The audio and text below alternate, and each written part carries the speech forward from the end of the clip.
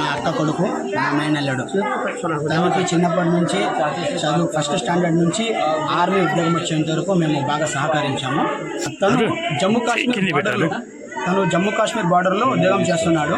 తనకు మొదటిగా ఉద్యోగం వచ్చినప్పుడు నాసిక్లో తను ట్రైనింగ్ తీసుకున్నాడు 6 months. నాసిక్లో ట్రైనింగ్ అయిన తర్వాత అస్సాంకి జాబ్ పోస్టింగ్ ఇచ్చారనమాట. అస్సాంలో 1 year జాబ్ చేశాడు.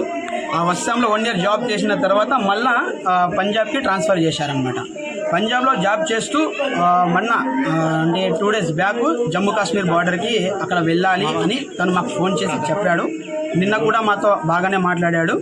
తను ఒకటే, ఈ ఉద్యోగం వద్దురా అన్న కూడా తను ఒకటే మాట అన్నాడు, చస్తే నేను దేశం కోసం చేస్తాను, నేను చచ్చిపోయినప్పుడు నా బాడీ మీద భారతదేశపు జెండా కప్పాలి అని ఫస్ట్ నుంచే తను ఈ మాట వాళ్ళ అమ్మ నాన్నకు చెప్పాడు.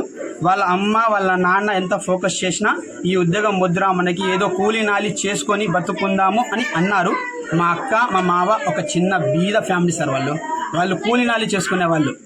అలాంటి కొడుకు ఒక ఉద్యోగంలో వెళ్ళి వాళ్ళని బాగా చూసుకునే వాళ్ళు ఒక కొడుకు ఉద్యోగంలో ఉండి వాళ్ళను చూస్తూ సాక్కునేవాడు. అలాగే తను దేశం కోసం పోరాడి చనిపోయినందుకు చాలా సంతోషంగా ఆనందంగా ఉంది. కానీ ఒక చిన్న విషయము, తను ఎప్పుడు మేము మర్చిపోలేము. తను మా హృదయాల్లో ఎప్పటికీ ఉంటాడు.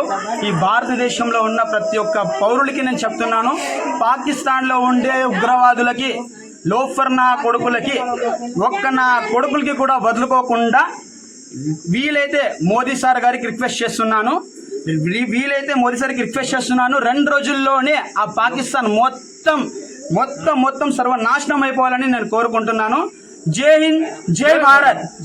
నాకుండే 2 కొడుకులకి కూడా ఆర్మీలోనే పంపిస్తాను. ఆ దేశం కోసమే పోరాడతాం, దేశంతోనే ఉంటాము. పాకిస్తాన్ నా కొడుకులకి తరిమి కొట్టాలి, నా కొడుకులకి సర్వనాశనం చేయాలి.